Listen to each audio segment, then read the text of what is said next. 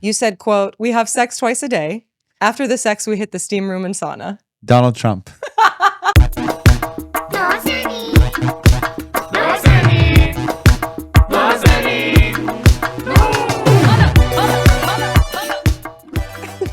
Hi, I'm Nazanin. Welcome to my Mehmuni. Today's guest is one of the funniest, most sought-after stand-up comedians in Los Angeles and around the world.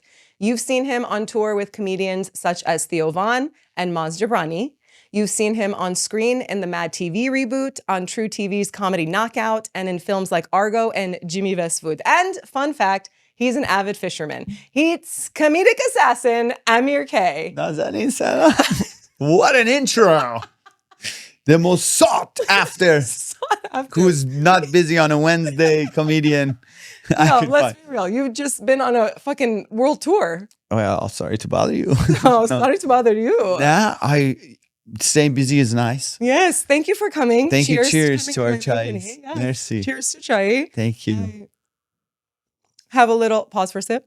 Yes. I had a little, it's a chocolatey wafer treat for you to keep it a little bit more Merci. light, you know? Thank you. So I hope you enjoy it. I love But it. seriously, like first of all, thank you for doing this. You've got to be fucking tired, but I know you're used to this type of a schedule. You're just on tour with Theo Von. Yeah, that's really fun. Yeah. Go on it but he's been a buddy for like 15 years or something. Yeah, So it's like cool to go and see like the level he's at now. I have one little Theo Von story. When I first moved to Los Angeles, this was like 2013, I want to say, or 2012. One of my first TV gigs. I thought you were going to say, I made houses in the back of an alleyway. I had his child, and so I did not have a child. No, there was this show called Deal With It. Do you remember? It was a prank show. Yeah, It was yeah. with Howie Mandel. Yes. And Theo was on it, and he was one Yeah. of the hosts. So I did an episode where I played a yoga instructor, and we were pranking this studio. So he was the one in my ear with Howie Mandel telling No me. way. Yeah, so that was, and he was like very cool, very sweet. And Nazanin, tell him to do downward dog, man. yeah, come on now, don't go out till I get that tight chip off the ground. It was like also some sort of promo for Lay's chips or something, okay. I think. So we had to work in Lay's chips in there somehow. No, but he was so lovely, and I've watched his career blow up, since then, and he seems to have remained, I haven't seen him in years, but the same type of cool guy. How did that come about? How did you guys become friends, and how did he ask you to go on tour? Well, we like I said, we've known each other ever since I started. He was like one of the guys that I always thought was so funny, and Yeah. there's like, you look at the class above you when you start comedy, you have like your open mic class or whatever, and then there's the guys that are working, and he was kind of one of the guys working, and he was just like so funny. And then when I started to produce shows, stand-up shows, Yeah. I would always like ask him to do. He was like one of my first calls to do a show because I just love to stand up. And then we're around the same age, so we just kind of got along, and that friendship happened. And then like years later, I'm doing comedy clubs and he's in these huge arenas. So Yeah. like if I don't have a comedy club like booked or a run or whatever, I'll jump on tour with him. Yeah. And just like getting in front of all those people is pretty cool. The crowds are fucking enormous, electric. How does that feel when you go out on stage with that many? It was like 10,000 people, It's right? so Or cool. more? Yeah, we do like 10,000, 12,000, some of the bigger venues. Yeah. I mean, it's unreal. It's like for that to be comedy, it's like, you wouldn't think coming from like doing bar shows with like 12 people with Theo, Yeah.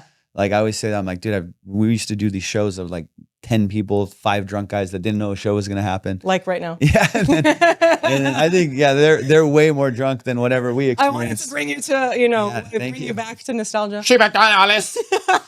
But yeah, it was like, it's just so inspiring actually to see his level. Cause there's a lot of guys in clubs and stuff, but like to get to that arena level is another thing. Yeah. And there's a handful of guys doing it, and Theo's one of them. And I mean, he's just so tapped in with his following, and the fans just love him so much. And it's mostly from the podcast, They feel so Right. connected because they see him every week, and Mhm. and then they tune in, and then when we go to a city, they show up. So it's pretty cool. Quick question about the podcast since you mentioned it. I saw that he recently interviewed Trump and Sanders. Oh my God, yeah. And do you think, okay, if there was a roast battle between them two, between Sanders and Trump, who would win? Oh, it's Trump all day. I mean, Right. but the roasting, that guy, I don't think anybody could beat Trump's roasting.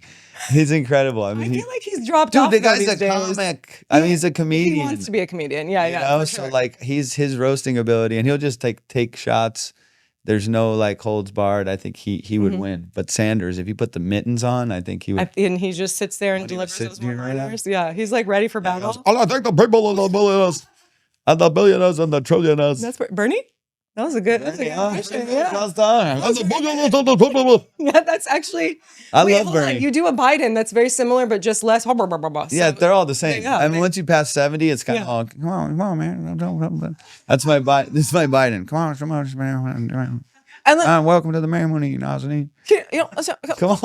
yeah, and then just kind of like all slow the down. Yeah, the old white-haired Yeah. man. What about a roast battle between Trump and Harris? Who do you think would win? I think she's got some I crazy think- one-liners ready to go. Harris has got some one-liners, and I think she has that weird laugh that she does all the time after everything. joy? So even if the crowd doesn't laugh, Yeah. I think she can like supplement with her. Yeah. that little laugh. She'll she laugh does. and everybody will laugh because she's laughing. I guess so. I get it. I've seen you a million times in LA Yeah. and DC and other places, and there's not been one time where even if I have seen you do the same joke again, it's always fresh. I always laugh, even though I know what's coming, what the punchline is. And I remember the first time I saw you, I actually, no exaggeration, like fell over my chair, like laughing. You were so good. Thank you. You're such a natural on stage, but do you ever get, like, especially in these big crowds, do you ever get like anxiety, panic, or you're like, oh my God, what the fuck am I doing? I can't do this, or go blank? I think now, like at this stage of whatever, how long, because like you've done so many of these shows. Yeah. And I think the early shows are the worst ones. You know, these ones now, it's like this is the fun part. You know, That's cool. So I think it's just like the nerves is the excitement. Yeah. So always like, I guess when we start a run, like we're about to go on a run now, and like that first city is always kind of like you get the little jitters a little bit, and you're like, I don't know if I can do this. Then you go out and you're like, oh yeah. Then you just feel the energy, and you're just like game on. You know. It's like, But, yeah. No, God. Huh? Me first. You go. No, I was gonna say it's like doing a play when you do like your first preview performance. That's like usually when you're the most nervous because you're like, oh my God, what the fuck is it gonna be? And then you start getting comfortable and Something like that. Yeah. Yeah. It always takes one for me. Like the first one is a little bit like, Yeah. you know, you get a little nervous, but then once you're back in the rhythm, because the shows that he does, like those arenas are a totally different animal than like a comedy club or even a theater. what are the It's biggest just- differences you think in your I field? mean, it's like you're so far from the people, you know, Right. like I think comedy is like what I'm, 15 years of doing has been in these intimate rooms and these small rooms where you're right there in front of me, you touch the front row. And these ones, like some guy might be sitting 100 yards away from you. It's hockey arena, you know, like, and the ceilings are huge and you're kind of like yelling out into this blackness, you know, and you're just like, hey, can you hear me? And you please? can't see if they're reacting. I mean, you can hear Laugh them. at me. Yeah, you can. And the laughs Laugh at just, him. Guys, laugh at him. and I need that. Yeah, it's like I'm so emotional performer as well. So like you've seen me, I have, and yes. I go off the rails. Yeah, if they're not laughing or something, or if I perceive them not laughing, so it's very hard. That took me a little while to get used to, like that whole thing. Yeah. Of like, there's so many people I don't even know if this is connecting. Right. Because you can't feel it. Right. And then even if they are laughing, the guy's like a 500 feet away from you, and he's going. You can't hear that. And So sometimes with comedy, I feel like there are people that, I'm really emotive and effusive vocally. effusive. Give me 1 second. Yeah, come on, Google EFFUSI. Ow. But like, I feel like I show my reactions. There's a lot of people that they probably also, they think you're hilarious, but they're just not there. Ha ha ha ha, guys. Yeah. They're just like, Especially when type you're people. that far, like I said, in these things, and we have these huge screens. Yeah. In the arenas that they're just, so a lot of times they're just watching the screen and reacting to it. But if you're so far away, sometimes you're not like belly laughing out of your mind. You're just like taking it in like you're watching a movie almost. yeah. You know? What's been your favorite city so far? And I want to know if, have you had preconceived notions of certain cities and states? Like, oh, I wonder if the crowd's probably going to be like this because of stereotypes or whatever, and that actually surprised you, or that, cities you might not have thought you would have loved and you did? I think that like because Theo goes to a lot of the tertiary markets. That's another word. I don't know if people know. Tertiary. Like that. markets. Did you guys Did you guys get that? and then down? get back to me. Yeah. So tertiary markets is just like the, like the lower, like they're not like the big markets like New York or San Francisco or whatever. It's like these markets that, but Theo has fans in so many places that like we do these and they sell out and like they come in hordes. And I think it's cool because it's places they don't normally see comedy. So they're so much more appreciative, like you came to Bangor, Maine. Yeah. Like Bangor. Yeah. I didn't even know what the fuck Bangor, Maine was. And then we went there and it was a place. It's a good And seafood. it was good. Yeah, they brought us like lobsters and stuff. It was so good. But that's the best part. It's like you get there, they give you like all their, like the special food that they make in the city, and Very hospitable. I'm very hospitable, Yeah. and they're so happy to see like comedians come in and do shows in the place that, like I said, like maybe a lot of the other acts wouldn't do. Yeah. So and I think with Theo's crowd, it is I don't know, they're just like everyone's been so nice. There's some people that have like rowdy and crazy followings, but like Theo's is like a very like thoughtful, like. Oh, I love And that. it's the same mullet haircut everywhere you go. You can go from Australia to, you know, Are you gonna do that Ireland. soon? No, Oh, I'm not. okay. I think this is my mullet version of This is that. your salt and pepper locks. Gray hair locks. Signature. Yeah. Oh, I love it. No, just for men or anything. No, just I like that you're natural. just for gay men. I am. It's a. They love you. Yeah. I've seen you at your shows. You have ladies fawn over you and the guys fawn over you too. I do what I can. Yeah, you have it making I everybody happy. Can't help it. No, I don't know. I'm just glad they're. I'm just glad they're there. You know. Yeah, yeah. So we talked about how comfortable you are on stage, and I've watched you handle hecklers and people that a lot of people talk to you when you're doing your shows, and I think part of it is because please eat. Yeah, dip it in. I love it. Just You were saying. Yeah. Like, what a treat for a podcast, you know. Nazanin, I was just remembering it. That reminds me of your conductor bit. By the way. Right. You can do it with this. He's walking me into material. Listen, Nazanin, I have a mouthful of sand. Please ask me your next question. Hecklers, yeah, they talk, those motherfuckers. Oh, dude, my pants are fucking blending into your thing. I swear to God, I was about to put my tea here. I was about to put my tea. Oh, that's my knee. God bless you. God bless you. I like it. You dressed for the vibe. I really did. I love it. I said, if I'm going to see Nazanin, I'm going to wear, I'm going to take, man, I said, give me that carpet. I'm going to make pants. It does look like a Persian. This was sitting on an Ashley furniture moments ago. It's like grandmother's like couch cover. Yeah. This is super Iranian. I love it. Very cool. I have it in my tattoo as well, this paisley print. So we That's are dope. I all like in the that. same vibe, guys. Hecklers. No, I was gonna say, I think Fuck, we're back. you're heckling yourself, my friend. I thought I could get over it. Yes, you were saying. I'm gonna have one too. No, I really think that people talk to you because you talk to the audience like they're your friend. So people feel like they're comfortable enough to be like, oh, yeah, we're just at this guy's house. We're gonna yell back at him. But you always handle it. I've watched you, you're doing your set. Somebody says something, it throws you off. You go to that person, you do like 5 minutes of a bit on that person that you're just fucking improving. You go back to your set, then you do callbacks of what that heckler did, which is like, you gotta be a genius to do that stuff. Well, I'm thank just you saying. so much. How do you handle it when you're on, I've seen you get a little pissed. I'm gonna talk about Oh, I that do. one time. When I used to drink, oh my God, it was not good. Like when I would like late show, Yeah. you know, and then the crowd is rowdy too. Usually like the late shows, if you're, you know, somewhere on a Friday night, you know, these people worked all day and then they're cutting loose and they've been drinking like while I'm doing the early show, because there's usually 2 shows, 8 and a 10 or something. That by the time 10 o'clock rolls around, they're so hammered that everyone's like talkative and whatever. And then if I've had a couple drinks where I used to drink like a little bit on the late show. Yeah. Do you not drink anymore at your shows? No, I try not to. No. Yeah. It's not good for me. You know, it's like, I think I'm better without anything. You think also like health-wise or clarity and Just clarity. I'm sharper. And then I would think I was doing well. And then I would watch the tape and go, Jesus Christ. I was really, slurring I your told words. this guy to fuck his mother.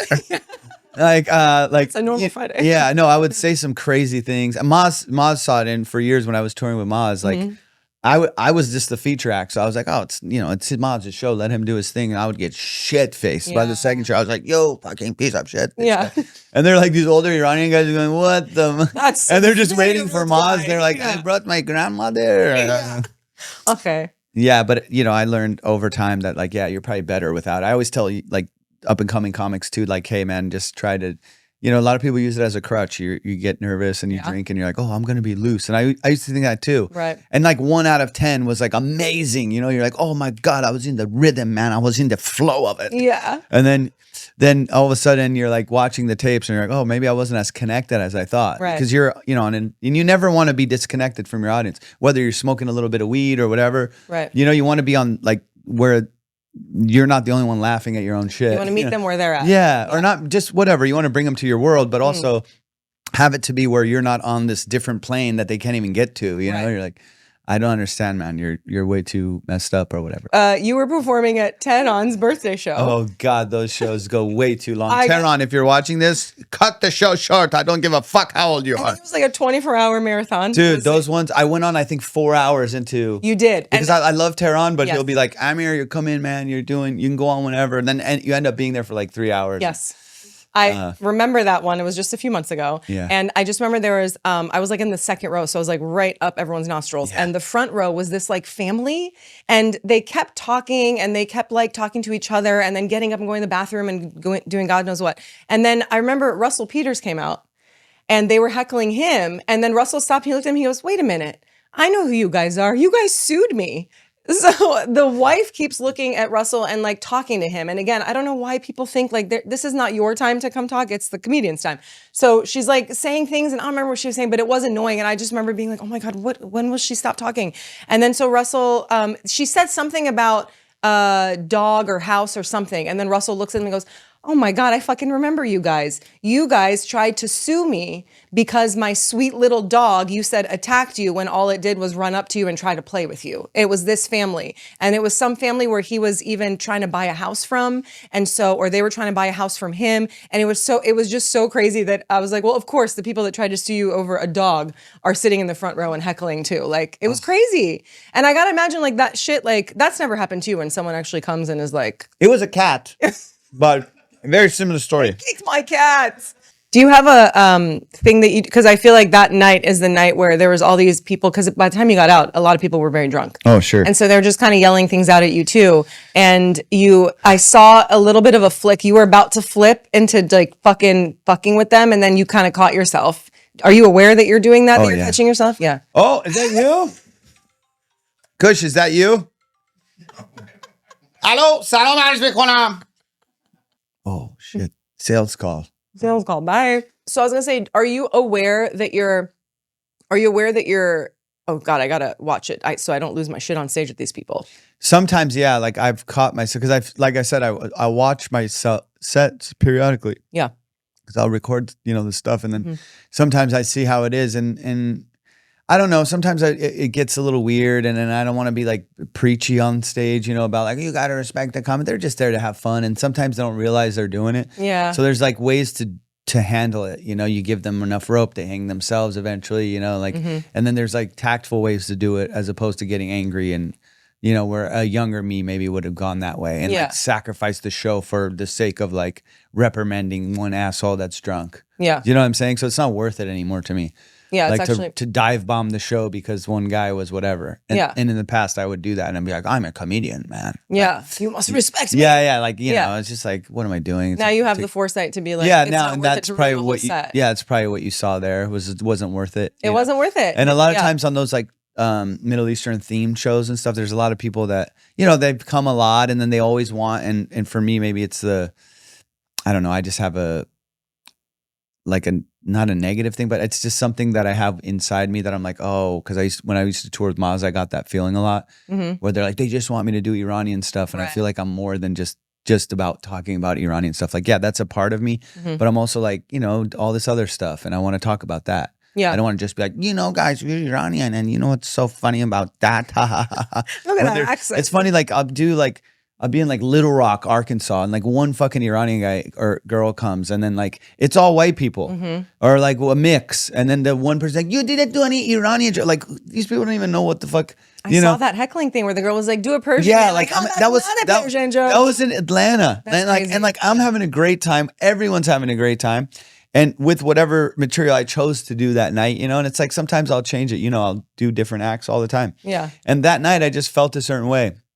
And then she was like, how about you do a Persian joke? Like she came just for that. Yeah. It's like, okay. And I thought I did a good job of like not, like letting people know that it's going to be whatever it is tonight. Like we'll paint whatever we're going to paint tonight. And it'll be different every time. And I think that's one thing that I pride myself in doing is like, okay, you can come 10 times and you're going to see a different show, and I don't want to be like that same exact set every time. So sometimes it might not have one Persian joke or something in it. And that's okay, And I do it based off of like what's happening, like I read the room a little bit. I'm not just going to go and do a 45 minutes on this is Persian. Yeah. Like that half the people won't understand. Yeah. And even if they don't, I mean, I could educate them too, but it's like, it's just not worth it. And it's like, doesn't make for a great show. But that's why I think that's one of your biggest strengths, and that I really always enjoy watching you, is that you're not an Iranian comedian. You're just a comedian who also happens to be Iranian American. And your material is universal, and you tell stories and you talk about things in a way that everybody can relate to. And then you do throw in stuff about your culture and heritage in like a really nice way and a really funny way. So I think like you have a good blend of those two things. Do you ever feel sometimes a pressure and this like expectation from Iranians? And then also as a comedian, I think it's more so for women than it is for men, but I think you guys get it too. Of the whole like Iranians, they don't want you to be like goofy and loud and doing and cursing and talking about sex. Oh my god, that's what was the biggest thing for me, is like why I didn't want to like, and I don't want to have them dictate what I'm gonna do, you know, because I think our culture, like I love our culture, don't get me wrong, but it is like the most like, they're the most judgy people they can be, and it's like, look, man, we don't have too many comedians, and I do this, and I love doing what I do. And you can have your own opinion, but that's none of my business. I don't really care. Good.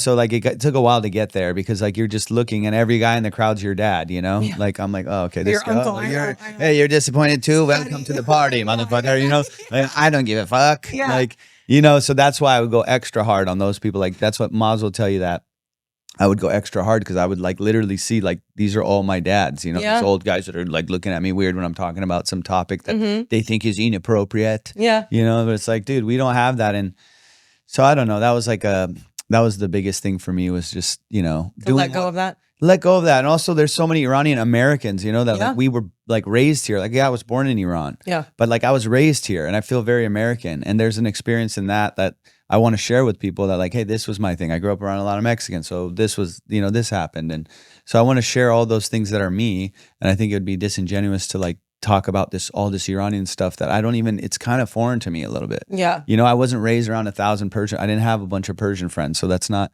you know what I mean? But I'm not ashamed to be like, I'm Iranian. Yeah. And Iranians want you to be like, you are Iranian. Why don't you say that? Why don't you? Yeah. And then it felt like, and I talk to you about this a lot, like I'm a comedian, I'm not a news fucking anchor. Exactly. So like a lot of times people want me to like speak on this news piece, and I'm like, dude, I'm the last guy that should talk about anything like that. I have no idea. I'm so ill-informed. I don't know anything about it. You don't want to solve the Middle East? Not right now. Okay. Maybe later. Maybe 2 more cups of chai. You bring me a bottle of Jack Daniels, you f***ers. And we'll talk. But dude, it's just it's like we're clowns, and like people are expecting us to have this like point of view and perspective on these issues. It's like, that's how fucked the society has become. Yeah. That like people are looking for, us as for the narrative of what, they should be thinking or something. You know what I mean? It's like, my opinion about that issue shouldn't be even relevant to the matter, unless I'm like that type of comedian. I'm not a political comic. Yeah. And I'm not trying to say something. I just want people to forget about whatever their life is and their problems that they had, come and have a good time. It's like watching a comedy movie. Yeah. You go, you let your shit go, 1 hour and a half. I had a blast. I come back to my shit life. I'm kidding. I'm kidding. I'm joking. But you know what I mean? Like for that time, we had a good time. And that's what I feel like, that's when I feel the most fun. Like we're just at a party for an hour and a half. Yeah. Let's have a good time. Let's all be friends. We'll make some inside jokes. And afterwards we'll, have a drink together or something. And also, I feel like it's not fair to put expectations on your favorite artist just because they're your favorite artist. And I think, and we've talked about this before as well, where like, I feel a pressure too, because I studied politics. And so I am someone that's like, likes to be involved and be passionate about it. But there's so much more to me too. I love making people laugh. I, love acting. I love performing. And of course, I also like informing people in my own way. But then there is this pressure, this expectation that you feel like, oh, well, now I have to say something all the time. Yeah, that pressure, I get, because you kind of fell into it, with all these things that were going on in Iran, and you kind of became, and it was kind of at that time I felt a responsibility too, because they were shutting down the internet and this and that. Yeah. So I'm getting messages like, please be our voice. So like I had to do that, and you did it so well. And I have so much respect for you for doing that. Thanks. Because with your platform, you did it. Tara did it, like you guys needed to do these things. Maz was doing it. Yeah. And it was beautiful to watch. And I wanted to be a part of it. I didn't want to be like, on the wrong side of that whole thing. Like, oh no, I'm just a clown. For that time I stopped my podcast and I just didn't feel comfortable while people are, getting slaughtered in the streets, like trying to do a comedy podcast at the time. So I stopped it for a minute. Yeah. But then at the same time, I was like, I'm also not CNN, or like a news anchor. So like, let me bring levity to situations where it's a time of, such hardship for our people, So like, we got to kind of continue to do that as well. So. Yeah, of course. We have to always continue that. And there's always this balance that we have to strike, I feel like personally, where how much of myself can I give?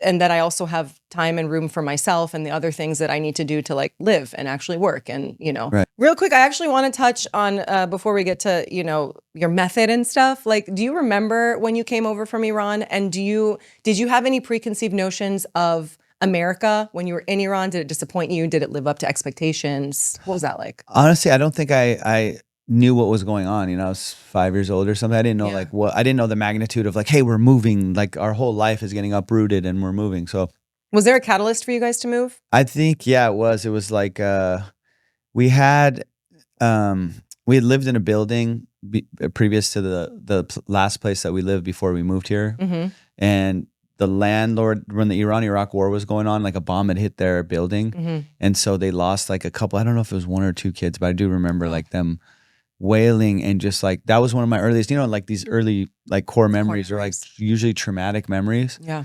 And I remember like going there and seeing like the ladies like hitting themselves in the head, going like, they just lost like a kid or two. I don't remember exactly. And it's like, and that was a time I think my dad was like, let's get the hell out of here. Yeah. So he just was like, this is, the Islamic regime had taken over. And, Life my wasn't dad gonna had be a the good same. job. Like he had a really good, setup. And if maybe the government wasn't the same, maybe things would have worked out a little bit better for us. But then when the war happened, it was just too much. And Everything that was the compounded. thing. Yeah. And I think I'm always so grateful to my parents for making that sacrifice and coming here, Yeah. where I don't maybe say it all the time, but like, yeah, it's a big deal that they did that, Yeah. because they like kind of gave up everything to bring us here. And then now that's another hard part about doing what we do, because you're like in entertainment, and that's not like, Stable. and like, yeah, going and I'm doing open mics and shit. It's Yeah. like, dude, we fucking came here. Like you're going to a bar, dude. Absolutely. Like go be a fucking, Go get your degree. Yeah, do Yeah. something, Yeah. like it's so cliche to say lawyer, doctor, but they don't say that because, and I've said this a billion times, they don't say that because they want you, something to be hard on you. They want you to just be financially secure, and then know that their sacrifice, paid off, like Yeah. that you became something. Yeah. So it's very hard to jump into, and I always say this for anyone that's watching that wants to get into the arts. Mm-hmm. If you really are meant to do it and you want to do it, go after that shit. It doesn't matter what anybody says or what outside influences tell you. It's all you. And like I just knew I would never be happy. I made money. I did real estate. I did this, that, and at that time when I had made the money, they were like, "Oh, cool!" Like they had You were stopped worrying killing about. it. Well, Yeah. they stopped worrying about me. Yeah. And so then I was like, you know what? Fuck this. I'm not happy with this. Yeah. So let me go pursue something that'll be fulfilling to me. And then when I did that, that was when I was like, okay, this is it. This Like, is something I've heard from when I talked to Payam Banifaz and a lot of other friends. We all went and got our degrees, and we started down this path of the professional Yeah. world, thinking, okay, we're going to leave entertainment and making people laugh or entertaining as a passion. And then we all got to a point where we were like, we are not happy, and we need to actually go pursue the thing that we want to pursue. Right. And to your point about the parents, I do understand too. Like my parents came before the revolution, so their plan was to get their degrees and go back to Iran. And then with the revolution and the war, they were like, well, we should probably stay here, and we have a daughter now. It's no place to raise a girl under that regime. And then I feel like with all the sacrifices and struggles that they were in a country that wasn't theirs, and with no family to help them raise their kid, and et cetera, and try to keep the culture in you, the Iranian culture in you, all for them, they're like, we had so much instability to give you stability. Yeah. Why are you choosing to be unstable? 100%. 100%. That's why. And I get it from their point That's of view. the whole thing. So it's like, and all this immigrant mentality, it came from that. They're not just. They want you to just, thrive and do something that is going to be fruitful. Like Yeah. if you study and you do this is the outcome. Yeah. But with like our careers, it's like you could just go and do it for 30 years and maybe not, make fucking. Not be an A-lister. Yeah, you can't make anything. Like, make no money or whatever, or like not be financially secure or whatever it is. Yeah. So I totally understand it, but I don't know. We still have to, I feel like that if they see that we're actually happy doing what we do, Yeah. that makes them happy. But I also know that there's an element of they want to see that you're also succeeding in what you do. So it doesn't necessarily mean I have to go make millions of dollars, for them to think I'm doing well, but they want to see that I am working in my field too. Yeah. And that makes them feel a little bit more comfortable. And this is nice what you've done to make it look like you're. Yes, like I'm telling you guys, this is a very nice setup, man. Mom, look. Look, we're doing We're it. doing it. No, I'm joking, but yeah, Yeah. I think that's very true. Like they just want to see you happy in what you're doing and actually thriving in what you're doing. Yeah. I guess. Yeah. And that you're not like depressed, which by the way, I think this, field brings on its own feelings of self-doubt and insecurities and sometimes depression and sadness. And am I even doing, does this even make sense? Is what I'm doing, does it make sense? Does it matter? I thought about that this morning in my car. Did you? Shall I go? Shall I continue? No, dude, I think you're not normal if you don't have that thought. If you're in this career or you're like, and then there's some people, I know you have friends. I have friends that are just fucking delusional. Yeah. No, but you know what I mean? Just absolutely delusional. And you're like, dude. In what way though? Like you can't crush anyone's dream, right? Whoever wants to try to do stand up or entertainment or acting or whatever. But then there's some like after a certain point, right? You're like, maybe you should try something else? Well, it's just like, you know, after a certain point. Like that's why I always said like LA, and this may be controversial opinion. Oh shit. You guys ready, guys? But I think that I'm kidding. No, I think that there should be auditions for like, what do you do? Yeah. Okay. I play guitar. Okay. I want to start a band or I want to do this. Okay, cool. So you get here, you do an audition and they go, okay, that's great. And then they say the timestamp. You can continue. And continue or whatever. Good. You're on the right track. Right. You know, like, okay, I see something. Like a check-in. You just started. You just got to LA, right? Yeah. Okay, cool. 3 years comes later, right? And you go, what have you done? And you have to sit again with the board, you know? What have you been doing? Right, you know, I did this, I did that. Okay, can you play the guitar for us? Oh, shit, you've gotten better. You can stay, do another 3 years, whatever.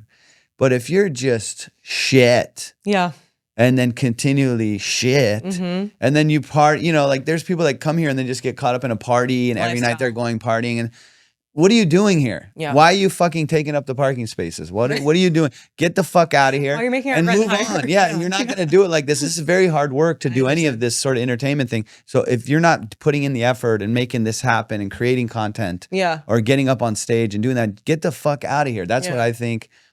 That people just, and then some people are just delusionally just going through it and they get stuck in something and then they're partying every night. And that's when you got to be like, hey, be honest with yourself. So I think like they should do like an audition every 3 to 5 years. Yeah. And be like, what have you done? What are you doing? Are you working toward it? I think some people, if they're self-aware or they're going to therapy or they, you know, have good friends around them too, I feel like these things come up in conversation too. Like I've had some friends be really honest with me a while ago that they were like, we don't think you're applying yourself enough. You should be doing more, which was one of the catalysts for me to want to do my own stuff where I was like, yeah, what is stopping me from trying to create my own things? Because in this industry now too, I can't just be an actor. I also write, I'm good at hosting. So it's like, why don't I use all of my talents to like keep trying to further myself? And if I'm not, what the fuck am I doing here? Yeah. If I'm just sitting around waiting for someone to give me an opportunity, that's not how it works anymore. It's not like that if you're not creating. And I'm not like 25 where I can be like, I'll just wait a few years, you know? No. So it's very desperate right now. Things are. My hair is getting grayer. Please, somebody book me. But then that whole thing is so fucking stupid too. Like sitting around waiting to get booked or somebody to pick you. Yeah. And you see how Hollywood works. I mean, it's no secret. It's like there's a lot of nepotism in the shit. It's like everyone's a fucking good actor. Yeah. You know, like it's like, okay, this guy's cousin and he's gonna book. Exactly. If I write a script. Yeah. I know every comedian in this town. I know a lot of good actors. When I'm writing the script, I have 30 people in mind for each character I write. And if by some stretch of like miracle that not one of the 30 people I wrote is not available, then we'll look at the auditions. Yeah. Do you know what I'm saying? Like most of the shit's, that's how it's like written and booked, and they have offers to 10 guys and then you're in there like an asshole. I'm Amir K. I'm reading for the third mailman. And you're just like, what the fuck am I doing here? And that shit just got so boring and so like, and you're just sitting there and like, you know. You're right. I'm so glad I have stand up because oops. And my mic. And the production value of this. Oh shit.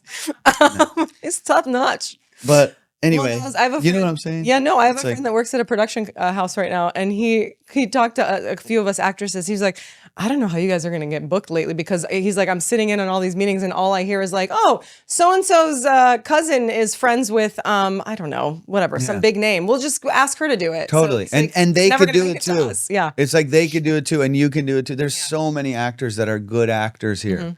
It's all just the luck of the, you know. Draw. Yeah. And also, but like, I know that like the things I get now is just like a friend writing something for me or like with me in mind. And that's that, okay, I made myself valuable enough for them to think that I'd be good in this role. That's great. It is. Or great. they like, I get to showcase every night. I get to go on stage every night, and somebody could see me and be like, oh, this guy would be good for this. And that's happened. So that's what's, I think, good about that. But like just doing one thing, like you said, you can't do that in this town. It doesn't work anymore. And also industry has realized like, you don't really need them anymore. Like you can I could be like a YouTube, like, content creator and have my own show with a very high production value. Yeah. And it's like any show that you'd see on TV, you know, and people tune in probably more than that. There's a lot of, to speak to your first point, absolutely, because even when Shahrzad and I, when we were writing All of You, which was our short film that you were in and you were so good as the shaman, we wrote that with like, this is for, hopefully Amir K will do this. Like,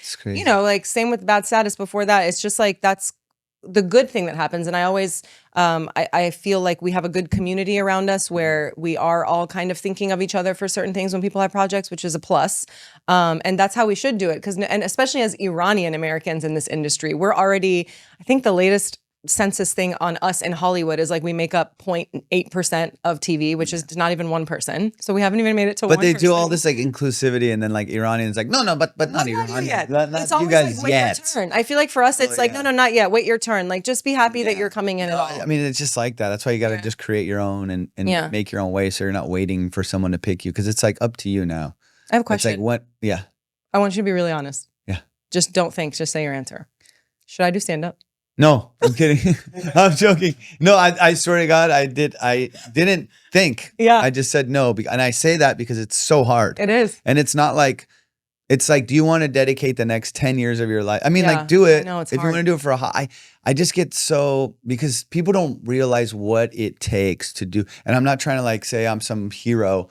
Dude, you've been grinding. You got to do it. And then people are like, man, I do it. Like once a week doesn't cut it. Like 3 times a night is what you should do, or 2, as many as you can. That's why people go to New York. They can get up 4 or 5 times in a night. Yeah. And that's like busting your ass, going from this, jumping on a train, going there. It's not easy, and it takes years. Yeah. So anyone that is like questioning it, no. Yeah. But if you have to do it, you're going to do it. That's good advice. That's totally it. So it's like, I think it's good. It helps your acting. It helps your improv. Yes. Do it like that. But like, if you think you're going to like headline weekends or some shit, that's not going to happen. And I think part of the reason that you have like, you said this thing once when there was like someone at your show that, or like people after your show were like, can I come do 5 minutes for you or something? And you were like, I think you make it look so easy. So everybody thinks like, oh, I can do that, because you're so natural at it. Oh, yeah. But they don't realize that took years and so many nights. And I also want to ask you about how you write your sets. Like, how do you practice? Because I heard you say in an interview too that you go up and sometimes you do it you like writing on stage. Yeah. So how much of it is improv?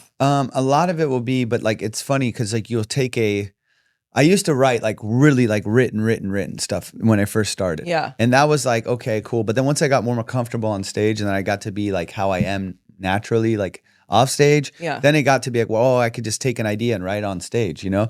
Like this happened to me that was funny, and I'm already funny with my friends. So like if something happens to me, I go tell my friends a funny story about what happened to me. Yeah. So now the audience is my friend. So I go and tell them the funny story about how I was on hold with Time Warner for whatever, you know? Yeah.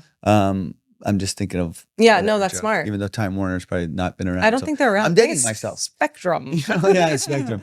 Now I tend to get an idea and be like, okay, I want to talk about this. Yeah. And then I'll go and just flesh it out on stage. And then it might take like, 10 times before it becomes a little of grain of something. But then there's other guys, like their style is to go sit down and write. It's hard for me to do. Yeah. You need to like, I have to just be in the world. Yeah. Experience something and go talk about it. And who were your idols growing up, or what comics did you look up to, and who do you look up to now? Who's like your dream person to go on tour with? There's a lot of like funny guys, up and coming comics that I like. Just, you're around it so much, and these people become like your family basically. So it's like you want everyone to win, really. So I'm fans of all of them. Yeah. But do you have like a dream comedian to go on tour with? No, I mean he's one of the biggest guys. We have so much fun together. It's like that's already cool in itself, What are some of the shenanigans you guys get into? I mean, just any city we go to, we'll like try to figure something out to do, Yeah. Like somebody will take us somewhere, and we'll go, check out their town and whatever they want to show us, like whether it's like a fishing thing or like you know, You do as a go to local like zoo. we went to a farm. It was like we were in where were we? Ireland. And they're like, oh, come to this cattle. Like we get into town, and then they're like, take us to this cattle ranch, and we're like, what the like is this gonna be? It was the most fun like we could have, you know. Yeah, yeah. And Caleb Presley, I don't know if you know Caleb, super cool guy. So he's with us, and we go to this like cattle farm in the middle of Ireland. Yeah, yeah. And we're drinking like milk straight out of the Udder? cow's tits. Yeah. mhm. And then we're just like, what the fuck are we doing? This is all for comedy. Like, Yeah. what is this? And also, I feel like you get so much inspiration from material from It's doing so- stuff like yeah, that. Out of absolutely. your And comfort zone. Those are the things that you just live, and then but you get to experience them too because you're on on a big tour or something that's really cool, and then you just get like that guy lives that life every day, that farm life, but we get to see a glimpse of it, and it was just so cool to see that, Yeah. Immerse yourself. Yeah, it was awesome. So That's it's like, cool. things like that. But as far as I think your question about like who would I idolize or look up to, I think it was a lot of. Did you like people's style? I liked like all the like Jim Carrey I loved and like Chris Farley. I like the big like performy like act outy type of guys like Martin Lawrence like was Did you my, used to watch Martin? oh my god, Yeah, I me still too. love Martin Lawrence. Like what do you call it? In Living Color. Me too. That I was- watched Living Color. Living Color was the shit. When I saw love that, that I was like, show. I want to do whatever the fuck they're doing. Same. I remember that because I grew up on SNL, In Living Color, Martin, Fresh Prince, like all that type of stuff. Like that was my vibe too of what I would like. Yeah, to I watch. think Iranians too. For us, it was like more the ethnics, like the like In Living Color was like my thing. Yeah. And I was more connected to that than Saturday Night Live. I think when I was younger, and like Yeah. Mad TV for me, and like all these different sketch, shows. Yeah, like yeah, that. that was the vibe. I loved it. Yeah, In Living Color. I think they were like trying to bring it back at some point, but it didn't happen.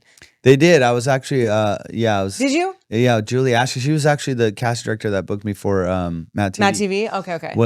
But it was like we were auditioning for Keenan Ivory Wayans. Oh yeah. So what happened? Yeah, so they were bringing it back. Yeah. And then something happened. But I remember we were making tapes for him, and Julie like really liked my tapes, so she brought me in, and then, like we, and I think I was doing like the CBS diversity show because this was years ago. Oh, it was a long time ago. Yeah. And this must have been like my first or second year of stand up or something. And then Yeah. she just had heard about me that I do characters and I do this stuff, so I went in for her and I made a tape for Keenan, and That's so cool. it was really cool. And then she was like, you're like, and then she came and saw me at the CBS thing, and she was like, oh, you're going to be like one of my guys I'm definitely pushing for. And then something happened where she came off the project, but then the show didn't go. Yeah. I And just then- remember it didn't go. Yeah. So then Matt TV came, and Julie was like, Yeah. hey, dude, come in for this. Brought you for that. But So that's of how it course, works. Yeah. Just like the Showing connect- good work though. Yeah. Yeah. That people remember you. I lost my train of thought, but I'm coming to it. Nazanin, you're doing great. Thank you. No, I Salam really- arz mikonam. جمعیت ایران. Shalom بینندگان عزیز. Could I ask you, what does salam arz mikonam mean? What does arz I think mikonam? arz mikonam is like a way of being like I'm respectfully like I'm announcing giving my it to hello. you. I think it's something like that. Yeah. It's something like that, right? Respectfully announcing my hello. Hello respectfully. People of the world. We have a thing where like if you call somebody, you go, سلام عرض میکنم. salam is hello. And then arz mikonam is arz mikonam. Yeah, as you guys know.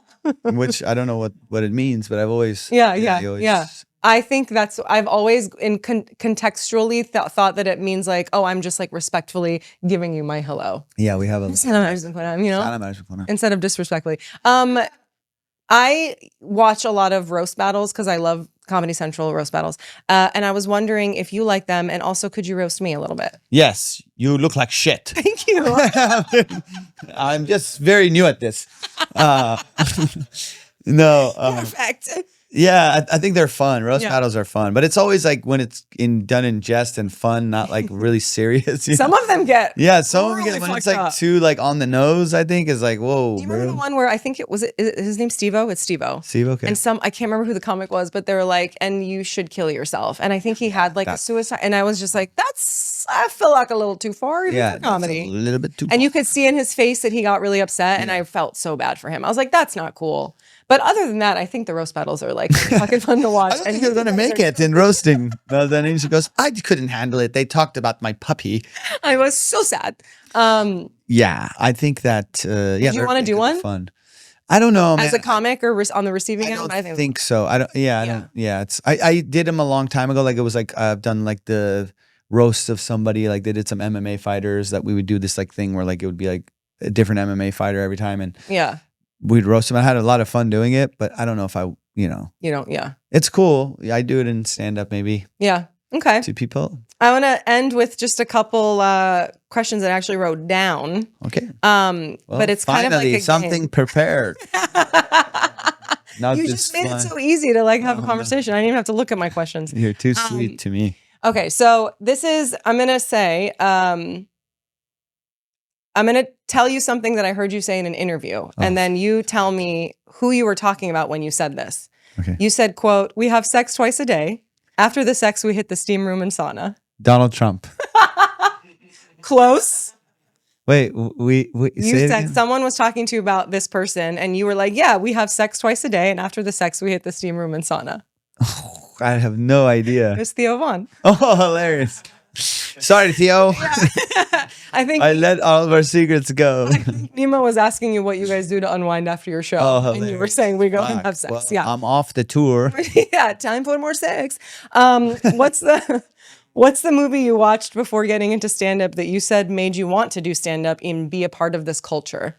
I know Heckler. Hecklers. That Jamie Kennedy's movie. If you haven't seen it, if you're thinking about doing stand-up, watch that movie. I should. It's really cool. I think I watched it 100 times and it's so good. I've never seen Shout it. out Jamie Kennedy. Yeah, I've heard it. I've heard of it, but I haven't seen it. It's just all about, it's literally like the heckling and what comics kind of go through. And it's kind of like almost a mockumentary, but it's real. It's like, I Oh, don't know, nice. It's cool. You said this on True TV's Comedy Knockout, and I want to see if you remember the joke and if you can finish the joke.